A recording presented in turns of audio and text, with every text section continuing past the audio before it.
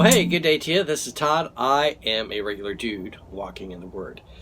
We are going through Exodus right now, and we are in Exodus 17, and we are going to be reading today from verses 8 through 16.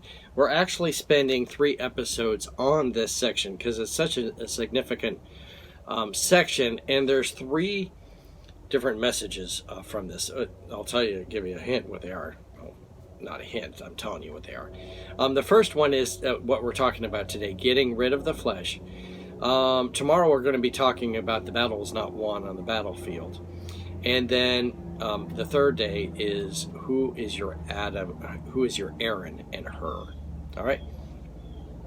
So let's read here today. This is taken today again from Exodus 17, verses 8 through 16. All right. The Amalekites came and attacked the Israelites at Rephidim. Moses said to Joshua, "Come, some of our men, and go out and fight the Amalekites. Tomorrow I will stand on top of the hill with the staff of God in my hands." So Joshua fought the Amalekites as Moses had ordered. And Moses and Aaron and Hur went to the top of the hill. As long as Moses held up his hands, the Israelites were winning. But whenever he lowered his hands, the Amalekites were winning. When Moses' hands grew tired, they took a stone and put it under him, and he sat on it. Aaron and Hur held up his hands up, one on one side and one on the other, so that his hands remained steady till sunset. So Joshua overcame the Amalekites, their army, with the sword. Then the Lord said to Moses, "Write this on the scroll as something to be remembered, and make sure that Joshua hears it, because I will completely blot out the name of Amalek from under heaven."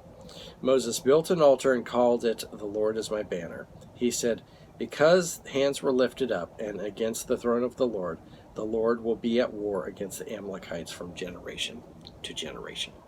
All right, so we're talking about the Amalekites here today. That's not a term you hear today. You don't hear people going, "Hey, I'm a descendant of Amalek," or the Amalekites. It just doesn't happen because they're really all wiped out. The Amalekites came from Esau. Esau was Jacob's brother. Anytime you have the Amalekites, it represents the flesh. Okay, so in our spiritual life, the flesh is always wanting me to be involved in sin, okay? And to please myself. That's what Esau was known for when he was growing up.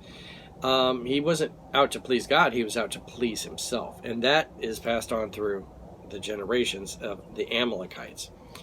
The Amalekites are seen in this picture here. They're not totally wiped out in this battle. And they continue on. They continue on all the way through Saul. And Saul is told to wipe out the Amalekites. He doesn't quite wipe them all out, okay? Because later on, when you read in the book of Esther, you have the evil guy, and we've talked about Esther already. So if you're unsure of that story, go back and listen to those episodes of that. But in that story of Esther, there is a wicked guy named Haman, and Haman was a descendant of Amalek, okay, the Amalekites. So God had told them to destroy the Amalekites, but the Israelites never would completely destroy them, and that little bit, them not destroying them, went on to haunt them throughout their history, all the way through Esther, where you had wicked Haman. He was out to destroy every Jewish person possible. So this represents the flesh. All right. And the point here today is you need to get rid of the flesh, not cut yourself all up, but you need to have Jesus be Lord over that flesh. All right. So when I'm thinking about what am I doing? Am I going to please the flesh, or am I going to please Jesus? It's your choice. And so hopefully as you go out throughout the day, you're serving God. You're not serving your flesh. And so the world is filled with people wanting to serve their flesh and wanting to do everything to satisfy themselves. But very few people you will find actually are serving Jesus and want to serve Jesus over the flesh.